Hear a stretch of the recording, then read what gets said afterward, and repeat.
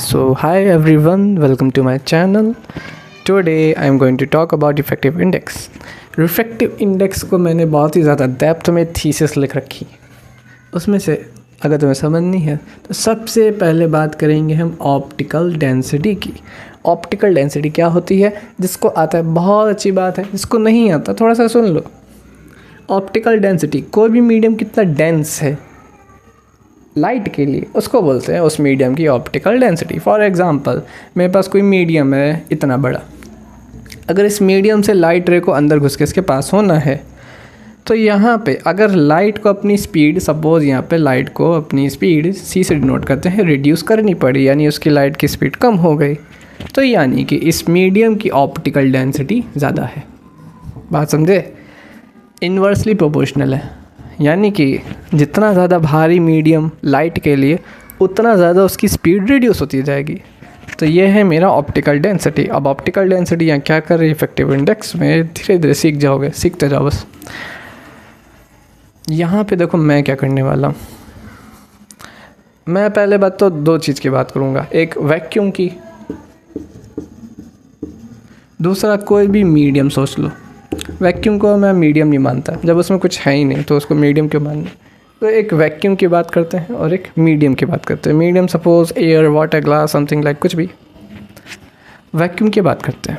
अगर मैं बात करूं ऑप्टिकल डेंसिटी, वो भी वैक्यूम की, जिसको मैं डिनोट करने वाला हूं यहाँ पे छोटू सा वी बना के। ये भी क्या होगा, इन्वर्सली प्रोपोर्शनल होगी स्पीड ऑफ लाइट के। Speed of light in vacuum, है ना, जाहिर सी बात है। अब एक और मीडियम की बात करते हैं।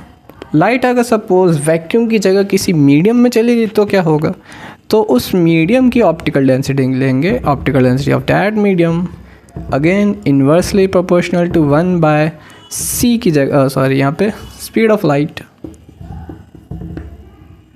इन मीडियम, है ना, speed of light in medium. यहाँ पे मैंने दो अलग अलग ऑप्टिकल डेंसिटी सेम दिखाए वैसे तो ऑप्टिकल डेंसिटी इसका रिलेशन दिखा दिया आपको। एक दिखा दिया जब वैक्यूम में लाइट होगी, एक दिखा दिया जब वाटर मीडियम में, वाटर, एयर, कुछ भी समझो आप। तो अब मैं क्या करूँगा, अब एक बात समझो, अगर आप इसकी ऑप्टिकल डेंसिटी और इसकी ऑप्टिकल डेंसिटी का रेशियो निकालते हो, सपोज़ पहले रुको, पहले यहाँ पे एक लाइन खींचो, यहाँ पे वैक्यूम बनाओ, इधर बना लो आप क्या बना ले, मीडियम, मेरा जो मीडियम था। अब ऐसा इमेजिन करो लाइट वैक्यूम से आ रही है, चलती और किसी मीडियम में जा रही है, जाती। अब यहाँ नॉर्मल सी बात है, वैक्यूम से हल्का कुछ है नहीं, तो ये रेयर हो गया, ये हो गया डेंसर, ये डेंसर है, ये रेयर है। तो डेंसर मीडियम में लाइट के साथ क्या होता था, जब वो जाती थी खुचुक बेंड हो जाती थी टूवर्ड्स नॉर्मल, ये सीन होता था। लाइट की स्पीड के साथ क्या सीन होता था, यहाँ पे लाइट की स्पीड होती थी ज़्यादा, यहाँ मैं लिख देता हूँ, स्पीड है प्लस भाई ज़्यादा है। यहाँ पे स्पीड कैसी होती थी, माइनस भाई कम है, नॉर्मल सी बात है। जहाँ पे जितना ज़्यादा भारी मीडियम उतना ज़्यादा लाइट की स्पीड कम होती जाएगी। अब मेरी बात को और भी ज़्यादा ध्यान से सुनना। मैंने यहाँ पे लाइट को वैक्यूम से मीडियम में भेजा, जबकि मैं चाहता तो लाइट को मीडियम से वैक्यूम में भेज सकता था, पर मैंने ऐसा नहीं किया। मैंने बहुत बड़ी साजिश रची है यहाँ पे, वो साजिश का नाम है कंपैरिजन। लाइट जहाँ से आ रही है वैक्यूम और जिसमें जा रही है उसको हम इस तरह से रिप्रेजेंट करते हैं। कहने का मतलब, लाइट वैक्यूम से आ रही थी तो हमने नीचे रखा और जिसमें जा रही थी उसको ऊपर रखा। ऐसा क्यों? क्योंकि लाइट की स्पीड में जो बदलाव आने हैं, यहाँ पे बहुत ज़्यादा थी, इधर थोड़ी कम हो गई, तो ये जो थोड़ी कम हुई, किससे कम हुई, जहाँ से पहले आ रही थी फिर उससे थोड़ी सी कम हो गई, है ना। तो हम जहाँ से लाइट आ रही है उसको नीचे रखेंगे और जहाँ जा रही है उसको यहाँ ऊपर रखेंगे। इसको कहते हैं कंपैरिजन। रिलेटिव डेंसिटी एक टॉपिक है, उसको अगर थोड़ा थोड़ा पढ़ लोगे तो समझ जाओगे। मैं एक असल में रिलेट करने की कोशिश कर रहा हूँ कि लाइट पहले कहाँ से आ रही थी, उसमें उसकी स्पीड क्या थी, फिर लाइट जिसमें जा रही है उसमें उसकी स्पीड क्या, उसको मैं रिलेट कर रहा हूँ। ठीक, समझो थोड़ा प्यारा प्यारा। अब यहाँ पे बात सुनो, मैं कंपैरिजन करूँगा अपनी ऑप्टिकल डेंसिटीज़ का। उससे पहले ये साइन हटाने पड़ेंगे डायरेक्टली प्रोपोर्शनल के। आपने थोड़ा बहुत तो पढ़ा है कि डायरेक्टली प्रोपोर्शनल हटाने के लिए कोई कांस्टेंट ले आते हैं। मैं के ले आ रहा हूँ, नहीं मेरा नाम आर है, Rishabh Ahuja. I am not given my introduction, my name is Rishabh Ahuja. R ले आता हूँ, इधर भी एक कांस्टेंट आर ले आता हूँ, नो डाउट मेरी थीसिस मैं आर लिखूँगा। अब यहाँ पे देखो ऑप्टिकल डेंसिटी वैक्यूम की नीचे आएगी, कंपैरिजन वैक्यूम से आ रही मीडियम में जा रही तो वैक्यूम से कंपेयर करें। फिर मेरी लाइट जा रही है किसी मीडियम में, ओडियम। अब हम यहाँ पे इस रिलेशन को लिख लेंगे अपने ओडीएम के सामने लिखेंगे ये वाला,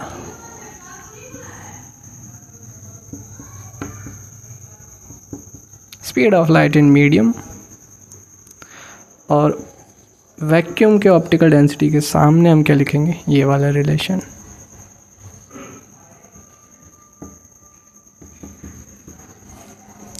अब इसको सिंप्लीफाई करेंगे, आर से आर कट जाएगा। This is the reason why I am not in your book. मेरा नाम एक्चुअली में यहाँ पे कट गया था। SOL इसको हम ऊपर भेजेंगे, speed of light in vacuum upon speed of light in medium m। टडा, यहाँ से क्या आ गया, जाना पहचाना फार्मूला है। स्पीड ऑफ लाइट को डिनोट करते हैं c से, और स्पीड ऑफ लाइट इन किसी भी मीडियम में लाइट की स्पीड को डिनोट करते हैं v से।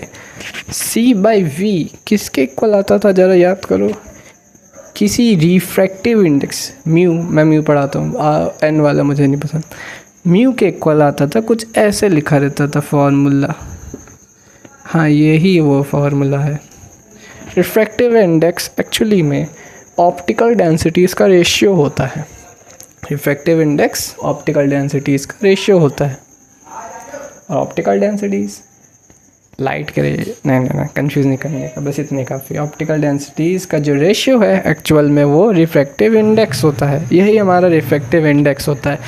अभी मत जाना, अभी एक मस्त चीज़ और बची। अब यहाँ पे आगे की कहानी समझना। देखो लाइट वैक्यूम से किसी मीडियम में जा रही थी, ठीक। जब भी आप लाइट को किसी नहीं मतलब वैक्यूम से किसी भी मीडियम में पास करोगे तो उस मीडियम का रिफ्रैक्टिव इंडेक्स आएगा, और इसी को हम लोग बोलते हैं एब्सोल्यूट रिफ्रैक्टिव इंडेक्स, ठीक। थोड़ा सा और बताता हूँ। जब भी हम क्या करते हैं, लाइट को वैक्यूम से किसी मीडियम में पास करते हैं, सपोज़ हम लाइट को वैक्यूम से वाटर में डाल रहे हैं, तो असल में वैक्यूम तो कोई मीडियम है नहीं, ठीक। वैक्यूम कोई मीडियम नहीं, क्योंकि वो किसी मैटर का नहीं बना है, पर लेकिन पानी जो कि मैटर का बना है वो एक मीडियम है। और जब हम ऐसे केस में मीडियम जो कि एक ही है हम लोग निकालने की कोशिश करते हैं रिफ्रैक्टिव इंडेक्स, तब हम कहते हैं कि ये जो रिफ्रैक्टिव इंडेक्स निकल के आए ये असल में इस मीडियम का है, यानी एक सिंगल मीडियम का। उसको हम लोग एब्सोल्यूट रिफ्रैक्टिव इंडेक्स कहते हैं। आप लोगों ने अपनी बुक में देखा होगा, वो एक टेबल बना होगा जिसमें ice, water, oil, Karpin oil और क्राउन ग्लास, इन सभी के आपको यहाँ पे रिफ्रैक्टिव इंडेक्स मिले होंगे। ये आए कहाँ से थे, ये इस फार्मूले से आए। जब लाइट को वैक्यूम से उन मीडियम्स में डाला गया, डायमंड में, वाटर में, तब जाके उनका रिफ्रैक्टिव इंडेक्स आता है। ये होता है एब्सोल्यूट रिफ्रैक्टिव इंडेक्स। इसी में अगर हम लाइट को किसी एक मीडियम से, सपोज़ अगर वाटर से एयर में डाल दे तो क्या होगा। अब यहाँ पे आ चुके हैं दो मीडियम, तब उस केस में हम लोग एक नया लाइन यूज़ करेंगे जिसके बारे में थोड़ा सा इरेज करके पढ़ते हैं।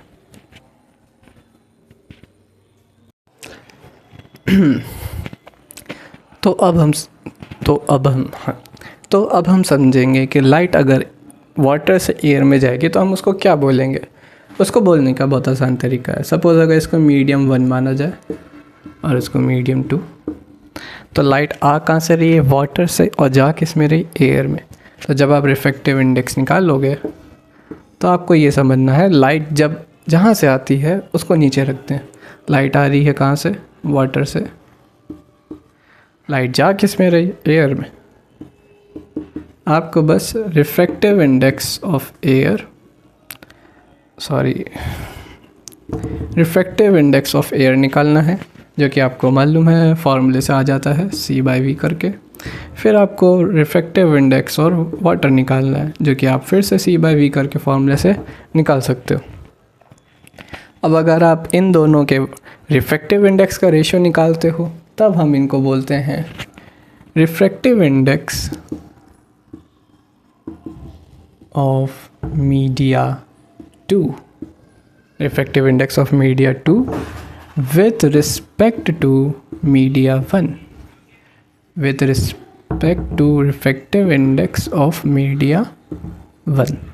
ठीक, ये होता है रिफ्रैक्टिव इंडेक्स जब एक मीडियम से लाइट दूसरे मीडियम जाती है। और डेफिनेशन में एक्सप्लेन किया होता है, refractive index of a medium 2 with respect to media 1 is called, जो भी होता है रिफ्रैक्टिव इंडेक्स। ये है वो चीज़ जो बुक में लिखी थी और समझ में नहीं आती। हाँ, इसके फॉर्मूले की अगर डेरिवेशन देखना चाहते हो तो बहुत इजी है।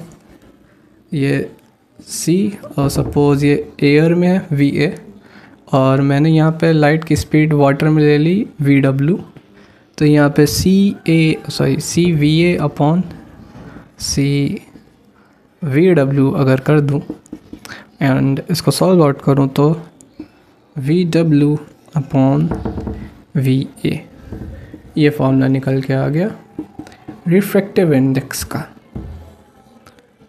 Very easy. और यहाँ पे साथ ही साथ एक चीज़ और लिखना होता है, जैसे कि लाइट मीडियम 1 से मीडियम 2 में जा रही है, तो यहाँ पे लिखेंगे 1 और यहाँ लिखेंगे 2। लाइट जा रही है 1 से और अंदर जा रही है 1 में। जा कहाँ से रही है और अंदर किस में जा रही है, वो ऐसे लिखने का तरीका। फॉर्मूला आ गया, ये कहाँ से आया, यहाँ से। ठीक, आई होप रिफ्रैक्टिव इंडेक्स और एब्सोल्यूट रिफ्रैक्टिव इंडेक्स जैसे अजीब टॉपिक अब आपको क्लियर हो गए होंगे। Thanks for watching.